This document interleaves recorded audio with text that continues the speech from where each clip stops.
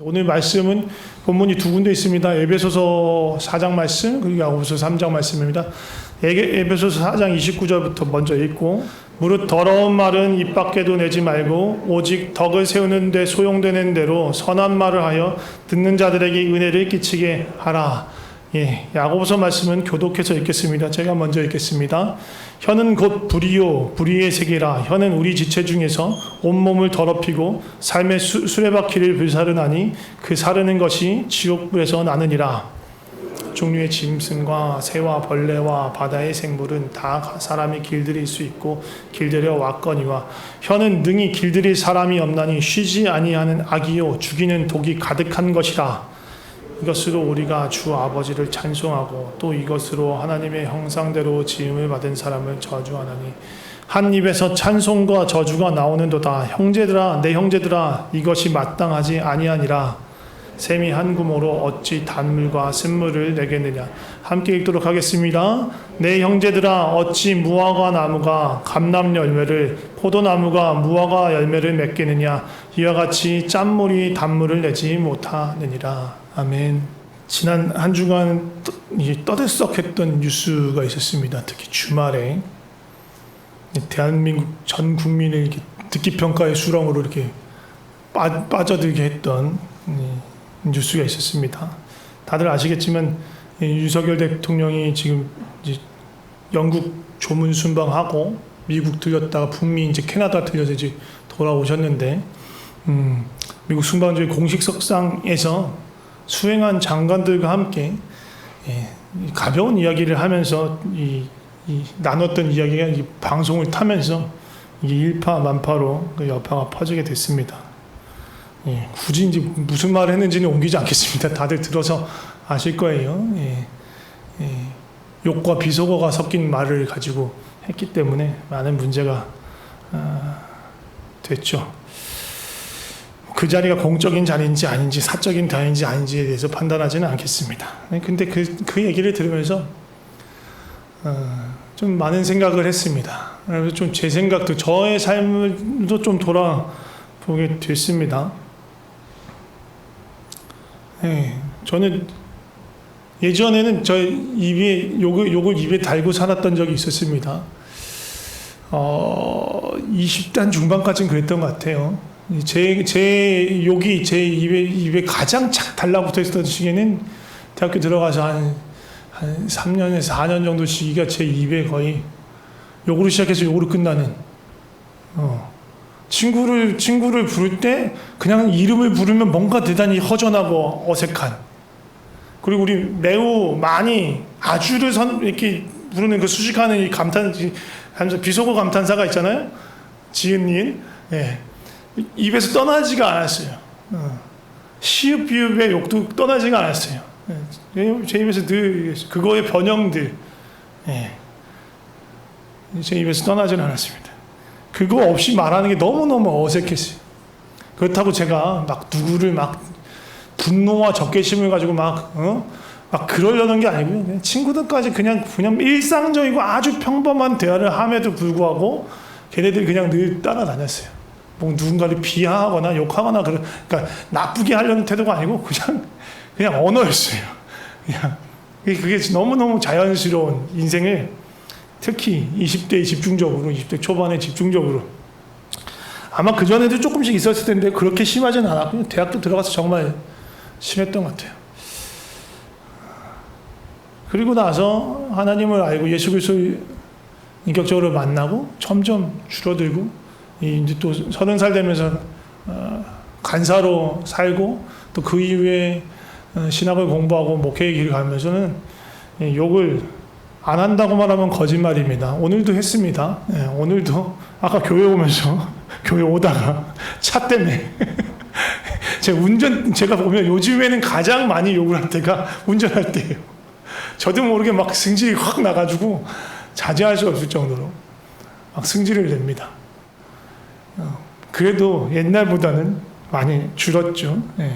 일반적인 대화를 할 땐 거의 쓰지 않으니까. 그리고 그게 가끔 가다가 무심결에 이게 대화 중에 나오거나 막 그러면 너무 창피하고 너무 부끄럽고 그럴 때가 있어요. 그래요. 근데 생각해 봅시다. 우리 대통령 일화를 보면서 생각해 봤어요. 제가 만약에 다른 교회에서 하는 행사, 오늘 이제 코스타 기도회가 있으니까 거기 갔어요.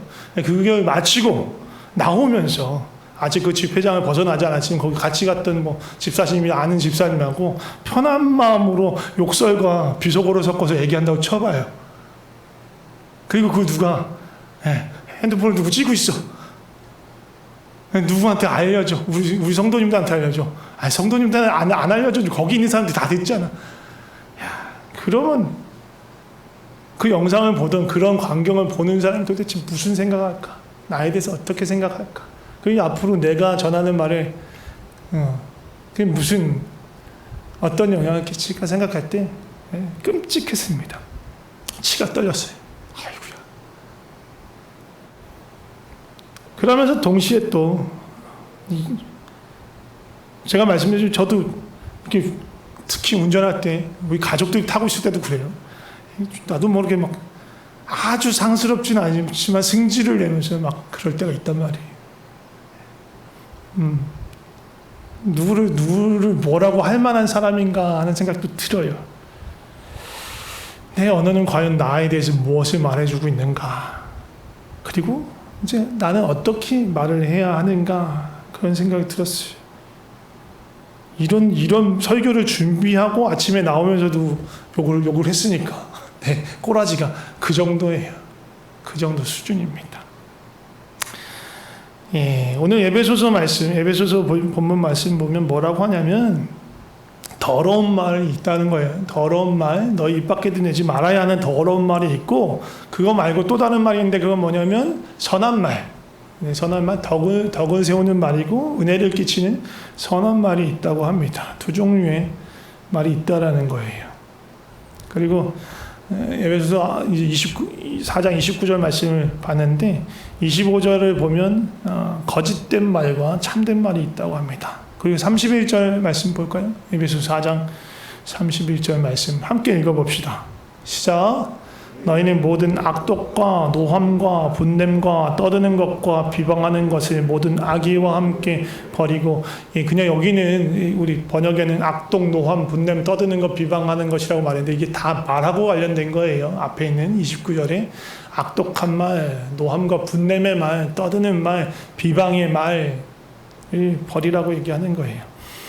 악독한 말은 뭐냐면요. 분노를 가지고 상대방을 공격하면서 내뱉는 독설의 말이 악독의 말이에요. 또 어떤 말이 악한 말이냐면 노함과 분노의 말이에요. 노함과 분노는 짝을 이루는 말이에요. 상대방의 이것도 적개심을 가지고 화를 내면서 거칠게 내뱉는 말이 노함과 분냄의 말입니다. 떠드는 것은요. 교실에서 떠든 사람 나와 막 할 때 그 떠드는 거 아니에요. 막 시끄러운 소리, 큰 소리를 낸다 그런 거 아니고요. 이것도 마찬가지예요. 적대적인 감정이나 분노의 감정을 가지고 그 의도를 가지고 상대방의 악한 말을 막 퍼붓는 거, 그걸 떠드는 것이라고 번역을 했지만 그런 의미의 말입니다. 비방의 말이 있어요. 또 악독한 말에는 악의로 하는 말에는 비방의 말이 있어요. 욕설과 조롱의 말로 이웃과 하나님을 모독하는 것이 비방의 말입니다. 그리고 이 모든 것이 포함하는 게 악한 말이고 악의로 뱉는 말입니다. 더러운 말이에요. 오늘 야고보서 본문 6절을 보면 이 말을 하는 이 혀에 대해서 뭐라고 얘기하냐면 불이다. 불의 세계다. 불의의 세계라고 말하는 건 뭐냐면 그 혀로 내뱉는 그 말이 악한 것으로 오염되기 쉽고 악한 것을 내뱉는 그런 말이기 때문에 그게 불의에 가득 차 있다라고 말하는 거예요. 그만큼 훨씬 쉽게 선한 것을 내뱉는 것보다 악한 것을 내뱉는 게 훨씬 쉽고 자연스럽다는 거예요. 우리에게. 그리고 혀가 불이라고 말해요. 불. 그리고 뒤에 보면 수레바퀴를 불사른다고 말하고 지옥불에서 났다고 말하는데 불 뭐예요? 다 태운다는 거예요. 모든 것을 삼키고 태워 없애는 불이라고 말해요. 삶의 수레바퀴를 불사른다고 말하는 거니까 삶에 돌아가는 삶에 움직이는 삶의 여러 가지 모양들, 양상들, 희로애락, 생로병사 그 모든 것 전체 삶의 전체를 무너뜨리고 불태워버린다, 망가뜨려버린다 그런 이야기예요. 그것이 뭐라고요? 혀, 입술의 말, 이라는 겁니까? 이라는 거예요. 심지어 이 파괴적인 영향력에 대해서 지옥에서 나오는 지옥불에서 나온 불이 우리 혀에 있다라고 말하는 거예요. 요즘에는 말로만 하는 게 아니죠. 요즘에 좀 많이 심각해지는 게 뭐예요? 악플이죠, 악플. SNS가 발달하면서 서로 막 약간 뭔가 이 자신의 신분을 드러내지 않을 수 있다라는 어떤 그런 것이 있으니까 정말 걸러지지 않은 말, 혐오의 말, 비난의 말, 깎아내리고 욕하는 말을 진짜 너무 심한 말들을 손가락으로 합니다. 인터넷상에서. 그게 요즘에 우리가 살아가는 세상의 혐오의 세상이라고 말합니다. 그런데 이런 말만 있는 게 아니라고 했잖아요. 악한 말, 거짓의 말, 악의의 말만 있는 게 아니라 선한 말도 있다. 덕을 세우고 은혜를 끼치는 선한 말이 있다라고 말합니다. 선한 말엔 뭐가 있습니까? 감사의 말이 있겠죠. 감사의 말. 참된 말이 있습니다. 진실을 말하는 참된 말. 그리고 우리가 예수님에 대해서, 복음에 대해서 어떻게 알았습니까? 누군가 예수님에 대해서 알려주고 복음을 전해준 사람 있잖아요. 그 복음의 말이 있어요. 예수님을 증거하는 그런 복음의 말이 있습니다. 또 누군가 믿음으로 누군가를 가르치고 권면하는 그런 말들이 있습니다. 칭찬의 말이 있을 수 있어요. 위로의 말이 있을 수 있어요. 그런데 이런 선한 말보다 야고보가 말하는 것처럼 자연적인 육신에 속한, 육신에 끌려가는 우리에게는 악한 말이 그냥 훨씬 쉬워요. 편해요. 자연스러워요. 자연스럽게 튀어나오는 말입니다. 온갖 불평과 불만과 비난과 그런 말들이, 우리 원망과 그런 말들이 훨씬 잘 나와요. 그래서 야고보는 성도들에게 뭐라고 말하냐면 혀를 제어하라. 야고보서 3장 2절에서 4절 말씀 보겠습니다. 같이 읽어볼까요? 시작. 우리가 다 실수가 많으니 만일 말에 실수가 없는 자라면 곧 온전한 사람이라 능히 온 몸도 굴레를 씌우리라. 우리가 말들의 입에 재갈을 물리는 것은 순종하게 하려고 그 온몸을 제어하는 것이라. 또 배를 보라. 그렇게 크고 광풍에 밀려가는 것들을 지극히 작은 키로서 사궁의 뜻대로 운행하니. 예. 이 혀가 우리 온몸을 다스리는 키와 같다고 말하는 거예요. 예. 말 입에 물린 재갈처럼 걔만 조정할 수 있으면 전체를 제어할 수 있다라고 말하는 겁니다. 그런데 오늘 다시 본문 7절 8절 야고보서 3장 7절 8절 보면 뭐라고 말하냐면 혀를 길들일 수 없다. 자, 뭔가 종류의 짐승과 벌레가 그런 게 걔네들 다 길들이는데 8절에 보면 혀는 능히 길들일 사람이 없다.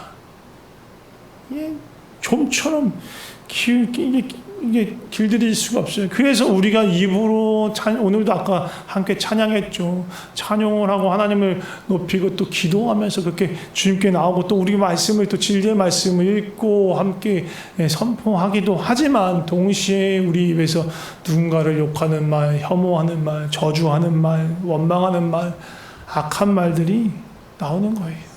악한 말과 선한 말이, 참된 말과 거짓의 말, 세우는 말과 죽이는 말이 우리 한 입으로 나와요. 우리가 그런 존재예요. 야고보는 혀를 다스리라고 하지만 동시에 혀를 능히 길들일 수 있는 사람이 없다라고 말을 해요. 그런데 도대체 그러면 뭐 어떻게 하라는 거야? 다스리라는 걸 말라는 거야? 어떻게 해야 된다는 거야? 어떻게 길들일 수 있을까? 어떻게 이 혀를, 이 입술을 다스릴 수 있을까? 무건 수행을 할까요? 불가에서만 있는 게 아니라 옛날에 기독교 전통의 수도원 같은 데서도 무건 침묵으로 수행하는 경우가 많이 있었습니다. 대침묵의 시간도 있었고. 그럼 우리 입을 자크를 딱 이렇게 채워서 말을 하지 않고 살까요? 그것으로 우리가 우리 입술과 혀를 다스릴 수 있을까요? 그렇지 않습니다. 누가복음 6장 45절 말씀을 보겠습니다. 누가복음 6장 45절 말씀입니다. 예, 함께 읽어보겠습니다. 시작. 선한 사람은 마음에 쌓은 선에서 선을 내고 악한 자는 그 쌓은 악에서 악을 내나니 이는 마음에 가득한 것을 입으로 말함이니라. 입에서 나오는 말은 어디서부터 출발한다고요? 마음에서 출발한 거예요. 그러니까 입을 아무리 제어한다고 안에 악한 것이 쌓여 있으면 입을 아무리 제어하고 통제하려고 해도 그 악이 나온다는 거예요.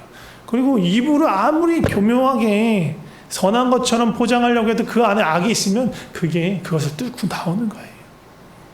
그러니까 입만 제어해서는 될 게 아니라는 거예요. 혀만 제어해서는 될 게 아니라는 거예요. 결국은 혀가 아니라 마음을 다스려야 합니다. 그러면 어떻게 마음을 다스릴 수 있을까? 어떻게 마음의 선을 쌓을 수 있을까? 우리가 착한 것만 보고 착한 생각만 하고 그러면 우리 안에 선한 게 쌓이게 될까요? 아니에요. 원래 본질상 진노의 자녀였어요. 육신에 속해서 죄 가운데 있던 사람들이었어요. 그 죄의 습관이 그대로 남아있어요. 그래서 그 마음의 주인이 바뀌지 않으면 아무리 애쓰고 흉내를 낸다라고 하더라도 불가능한 거예요. 마음의 선을 쌓는 거예요. 그래서 가장 기본적인, 가장 기초적인 건 마음의 주인이 바뀌는 거예요. 우리 삶의 주인이 바뀌는 거예요. 그것 외에는 우리 혀가 선한 말을 나타낼 수 있는 방법이 없어요. 마음의 주인 바뀌는, 삶의 주인이 바뀌는 건 뭐예요? 예수님을 믿는 거예요. 근데 예수님을 믿는다는 건 단순히 예수님이 하나님의 아들이야, 예수님이 하나님이셔, 예수님이 우리를 구원하셨어 라는 사실에 지적으로 동의한다는 것에 멈추는 게 아니에요. 예수님을 믿는다는 것은요, 말씀한 번 것처럼 예수님을 하나님의 아들로 우리를 죄에서 구원한 구원자로 인정할 뿐만 아니라 예수님은 내 삶의 주인으로, 내 삶의 왕으로 모셔서 주님이 이끄시는 대로 순종하며 따라가는 삶을 살아가는 것, 그게 믿는 믿음의 삶인 거예요. 예수님을 믿는다고 하고 예수님은 예수님이고 나는 나대로의 삶을 사는 건 예수님을 믿는 게 아니에요. 예수님을 믿는다는 건 예수님과 내 삶의 권리를 다 내어드리는 것, 양도해 드리는 거예요. 이제 내 삶은 내 삶이 아닙니다. 주님의 삶입니다. 주님 뜻대로, 주님 마음대로 행하시면 됩니다. 그래서 내 모든 권리를 내려놓고 내 모든 삶을 던져서 주님을 따라가는 것, 그게 예수님을 믿는 삶입니다. 우리가 제가 주보에도, 그리고 우리 지금 많이 너덜너덜해졌지만 1층에서 2층 올라가는 그 계단창에도 보면 하나님이 주인 되시는 교회라고 써 있습니다. 하나님 주인 되신다라는 그런 거예요. 더 이상 내가 주인이 되어서 내가 선택하고 내가 결정하고 내 마음대로 내 뜻대로 살아가는 것이 아니라 하나님 뜻대로, 하나님 마음대로, 하나님 이끄시는 대로 그게 무엇이든 내가 순종하며 따라가겠습니다 라고 고백할 뿐만 아니라 그렇게 실제로 살아가는 것, 그것이 믿음의 삶입니다. 예수님이 그렇게 내 삶의 주인일 때 우리의 언어가 바뀌어요. 왜 언어가 바뀔 수 있냐면 시선이 바뀌기 때문이에요. 내가 나 자신을 보고 내 옆에 있는 사람들을 보고 세상과 사물과 그 모든 것들의 관계를 볼 때 내 시선으로 보면 세상으로부터 받은 생각들과 마음들이 있어서 악한 것들에 뿌리 잡고 있기 때문에 우리 악한 생각과 악한 말밖에 나오지 않아요. 그런데 그게 바뀌면, 삶의 주인이 바뀌어서 이제 바라보는 것도 내 마음대로 바라보는 게 아니라 하나님의 시선으로, 예수님의 시선으로 바라보기 시작하는 거예요. 나 자신이 예수님 보시기 어떤지, 내 옆에 있는 사람들 예수님 보시기 어떤지, 주변에 일어나는 모든 일들과 또 사물과 상황들이 예수님 보시기 어떠한지를 알 때에 우리의 언어가 바뀌기 시작합니다. 먼저 감사의 말을 할 수 있어요. 왜? 감사의 말을 써야지. 목사가 감사하라고 하니까, 항상 기뻐해 쉬지 말고 기도해 범사에 감사해라고 하니까 감사해야 되니까 억지로 감사하는 게 아니고 예수님의 시선으로 나에게 닥쳐온 모든 일들을 바라보게 되면 감사할 수 있어요. 내 삶의 모든 것이 하나님의 은혜구나, 주님이 주신 선물이구나. 지금 이렇게 약간 내 눈으로 보기에는 좀 어렵고 힘든 상황이 왔지만 지금도 주님이 나와 함께 하시는구나. 내가 알지 못하지만 실수하지 않는 하나님이 지금 선을 행하고 계시는 중에 있구나. 그걸 보는 거예요. 그러니까 상황과 관계없는 감사의 말이 나올 수 있는 거예요. 또 우리 입에서 칭찬과 격려의 말을 하게 됩니다. 세상에서도 칭찬과 격려를 하죠. 근데 세상에서의 칭찬은요, 주로 무엇을 칭찬하냐면 결과를 칭찬해요. 야, 네가 이만큼 했으니까 잘했구나. 또 세상에서 칭찬할 때 그 방식이 주로 어떤 것을 하냐면 비교하는 것으로 칭찬하고 자랑해요. 세상의 방법이에요. 점수를 매기고 등수를 매기고 수치화해서 비교합니다. 그것을 잘했니 못했니 그렇게 얘기해요. 잘해도 불안하고 못하면 마음 상하고 한 게 세상의 칭찬의 방법이에요. 그렇게 이렇게 그러한 칭찬, 결과에 대한 칭찬을 계속 받으면 그 칭찬을 받기 위해서 어려운 도전을 하지 않는 경우가 많대요. 아이들이 자라면서 그런 식으로 결과에 대한 칭찬을 많이 받으면 그 아이들은 어려운 도전을 하지 않아요. 왜? 결과가 좋아야 되니까 쉬운 도전을 해서 성공하기 쉬운 도전만 하는 거예요. 실패하기 싫어서. 실패하면 칭찬받지 못하니까. 근데 예수님이 칭찬하는 방식은 다릅니다. 결과를 보지 않아요. 사실 예수님에겐 결과가 중요하지 않아요. 왜? 결과를 이루어 가시는 주님이 충분히 어떻게든 이루어 가실 수 있어요. 전능하신 하나님이시잖아요. 그러니까 우리를 통해서 뭔가 엄청난 결과, 엄청난 탁월한 성과가 나타나는 것 자체가 하나님께서 뭔가 중요하지 않아요. 대신 뭐가 중요하냐? 우리가 어떤 마음을 가지고 그 일을 행하는지. 우리가 예수님의 마음을 알고 예수님의 마음을 가지고 정말 주님을 따라가고 순종하고자 하는 그런 마음으로 그 일들을 행하고 있는지, 그 과정 가운데서 그런 동기와 마음으로 행하고 있는지가 너무너무 중요한 거예요. 그렇게 했다면 결과와 상관없이 하나님 너무너무 잘했다. 너의 모습이 너무너무 이쁘구나. 그래가지고 충분히 기뻐해요. 그리고 그 과정에서 내가 형제와 지체와 함께하며 한 마음으로 서로를 용납하고 용서하면서 함께 간다면 더욱더 기뻐하죠. 주의 일을 한다면서 막 서로 싸우고 야 이거 아니야 이렇게 막 하면서 막 서로 거친 말을 하고, 그래서 아무리 좋은 성과를 내봐야 뭐예요? 하나님 안 기뻐하세요. 기뻐하지 않아요. 하나님 그 과정 중에서 얼마나 하나님의 마음을 알고 얼마나 하나님의 사랑을 가지고 했느냐, 그것이 훨씬 더 중요한 가치이기 때문이에요. 예전에 제가 동역했던 동역자 중에서 참 제 마음을 어렵게 했던 친구에서 저하고 동갑인데, 그 친구는 이 일의 결과가 너무너무 중요했던 친구예요. 그래서 함께 동역하는 친구들을 막 너무 거칠게 몰아세우는 거예요. 제 직접적인 사역이 아니니까 제가 뭐라고 할 수 없으니까. 옆에 가서 제가 괜히 쫄아가지고 야 나중에 말하죠. 야 너무 심하게 말하지 마라. 무섭다. 나도 옆에 있는 내가 무섭다. 전 그런 방식은 하나님 기뻐하시는 방식이 아니라고 생각을 합니다. 우리는 일을 진행함에 있어서도 하나님의 마음을 따라서 하나님의 마음을 쫓아서 하는 것들이 필요합니다. 하나님은 칭찬할 때 일의 결과가 아니고 일의 과정 중에서 얼마나 하나님의 마음을 품고 하나님의 마음으로 서로를 사랑하면서 행했는지가 너무너무 중요합니다. 그것을 가지고 칭찬하세요. 또 하나님 우리를 할 때요, 누군가 비교하면서 칭찬해. 넌 쟤보다 나아. 그렇게 칭찬하지 않아요. 그냥 나를 향해서 넌 정말 존귀한 자야. 넌 나의 기쁨이야. 널 볼 때 정말 심히 기쁘다. 이유가 없어요. 쟤하고 비교해서 너가 이렇게 잘했으니까. 아니요. 그냥 너의 존재 자체가 나의 큰 기쁨이다 라고 말하는 것이, 말씀하시는 것이 주님의 마음이에요. 세상에서도 요즘에 이런 칭찬과 이런 양육의 방법을 흉내내려고 해요. 결과, 아까 말한 것처럼 결과가 아닌 과정을, 동기를 칭찬하고 그걸 어떻게 보면 동기부여하면서 또 스스로를 이렇게 더 큰 도전을 할 수 있게끔 칭찬하는 방법에 대해서 얘기합니다. 예수님한테 배운 걸 흉내내는 거예요. 예수님 그러하시니까. 또 다른 선한 말에 뭐가 있냐면요, 소망의 말이 있어요. 소망의 말이란 건 뭐냐면요, 그러니까 이거하고 비교되는 건 뭐냐면 단정 짓는 말이에요. 우리의 과거와 현재를 보았으니 너는 미래에도 이럴 거야. 여기서 벗어날 수 없어. 네 꼬라지는 여기서 멈춰 있는 거야. 또 아니면 상황이냐 어떤 그런 걸, 야, 이건 도저히 풀려날 가망이 없어. 소망이 없는 말이죠. 소망이 있는 말은 뭐냐면 주님의 소망을 보는 거예요. 주님의 약속을 보는 거예요. 또 약속을 이루어 가시는 주님의 신실하심을 보는 거예요.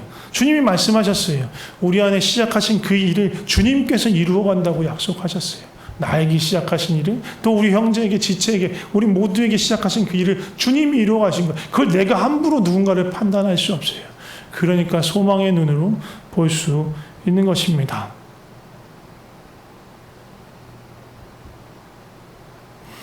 다른 선한 말, 아까도 말씀드렸지만 예수님을 증거하는 말, 예수님을 자랑하는 말, 찬양하는 말이 있습니다.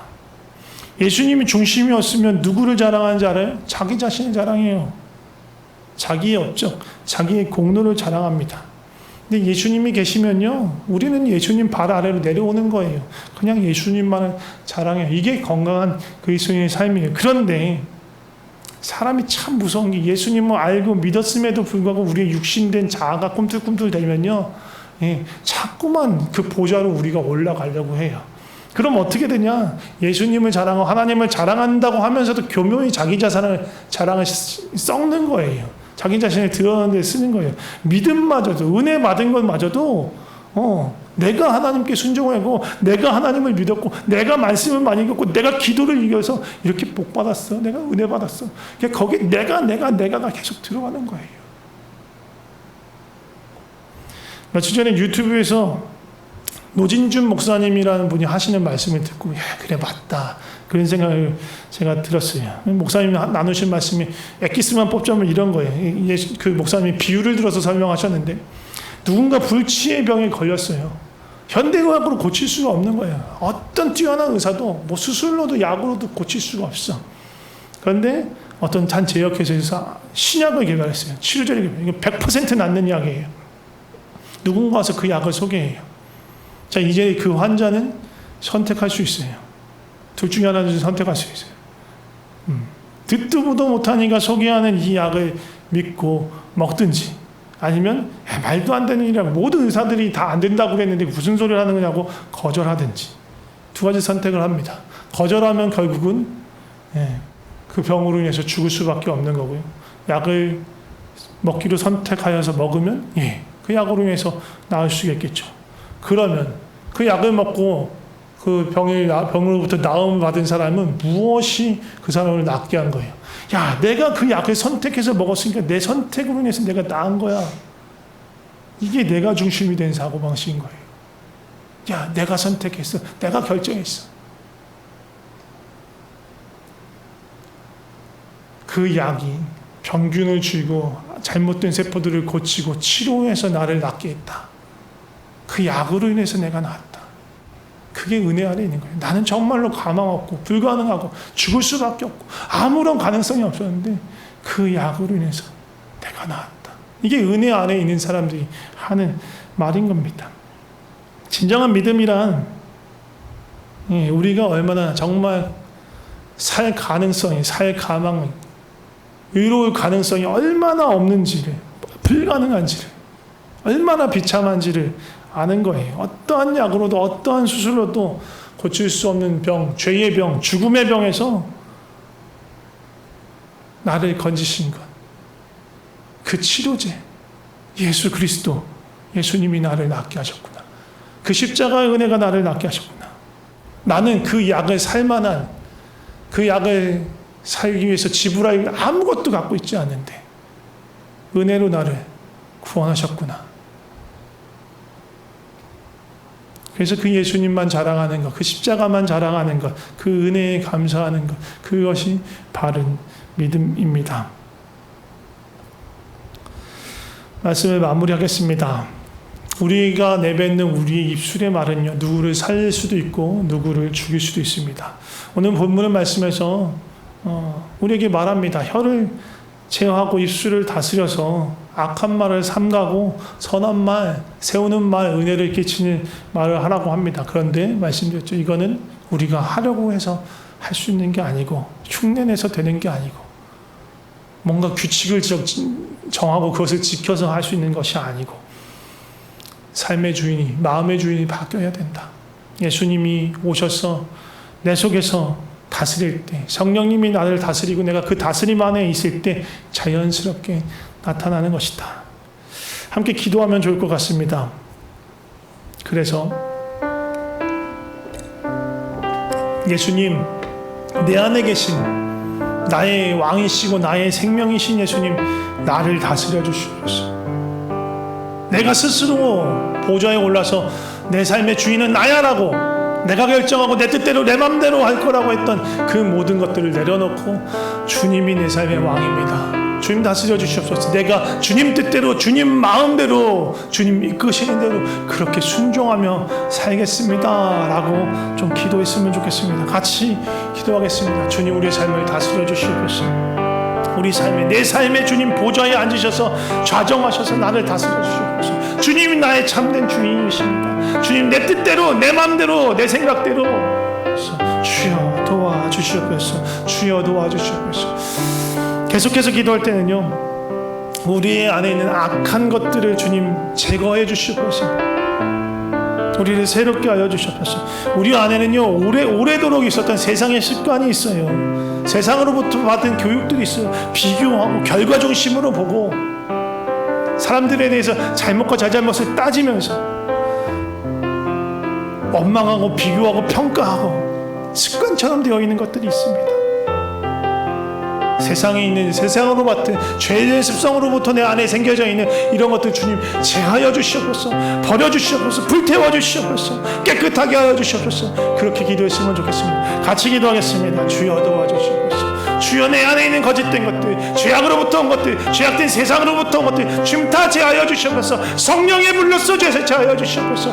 더러운 말들을 제거해 주시옵소서. 더러운 생각들을 제거해 주시옵소서. 주여, 마지막으로 한 가지만 더 기도했으면 좋겠습니다. 이제 내 마음의 중심에 계신, 내 마음의 보좌에 계신 나의 왕이시고 나의 주인이신 주님의 시선으로 보게 하여 주시옵소서. 주님의 시선으로 나 자신을 보게 하시고 또 이웃을 보게 하시고 만들어진 모든 것과 상황들과 사물들과 사건들을 볼 수 있는 그 눈을 허락하여 주시옵소서. 그래서 그것으로 말미암아 내 입술에 선한 말, 세우는 말, 은혜를 끼치는 말이 나올 수 있게 해달라고 좀 같이 기도했으면 좋겠습니다. 같이 기도하겠습니다. 주여 도와주시옵소서. 주여, 우리를 새롭게 하여 주시옵소서. 우리의 시선을 새롭게 하여 주시옵소서. 세상으로 받은 모든 것들을 제거하여 주시고 이제 주님의 눈으로 보게 하여 주시옵소서. 모든 사건과 상황을 볼 수 있는 그런 은혜를 허락하여 주시옵소서. 주님 도와주시옵소서. 제가 기도하겠습니다. 하나님 아버지, 감사합니다. 우리의 삶의 주인이 되어주셔서 감사합니다. 주님의 그 십자가에서 우리는 세상에 대해 죽고 세상은 우리에 대해서 죽었습니다. 더 이상 세상의 관점으로 육체의 눈으로 보지 않게 하여 주시옵소서. 세상의 방법으로 악한 말을 하지 않게 하여 주시옵소서. 또한 죄악된 세상에서 우리가 듣고 배워왔던 거짓 메시지들, 잘못된 가치들 주님, 주 예수 그리스도의 그 보혈의 은혜로 온전히 씻어주시옵소서. 더 이상 그런 거짓들이, 가짜들이, 죄악들이 우리에게 아무런 영향을 미치지 못하도록 주님 도와주시옵소서. 주님, 간절히 구하는 것은 오직 주님만 우리 삶의 중심의 보좌에 앉으셔서 우리를 다스리기 소망합니다. 우리의 시선이 아닌 주님의 시선으로 볼 수 있게 하여 주시옵소서. 우리를 있는 그대로 받으시고 우리를 사랑하시는 그 주님의 눈을 갖게 하여 주시옵소서. 또 우리를 부르시고 우리와 함께하는 그 모든 시간을 기뻐하시는 주님의 그 마음을 알게 하여 주시옵소서. 주님이 바라보시는 그 소망을 같이 품고 신실하신 주님의 약속을 붙잡으며 서로에게 소망의 말을 하는 자들이 되게 하여 주시옵소서. 우리 입술로 덕을 세우게 하여 주시옵소서. 온전히 주님만 자랑하고 증거하게 하여 주시옵소서. 내 속에 있는 모든 생각이, 우리의 입술의 말이 주님께 연락되기를 간절히 소망합니다. 우리 삶을 주님께 드립니다. 예수님의 이름으로 기도드립니다. 아멘.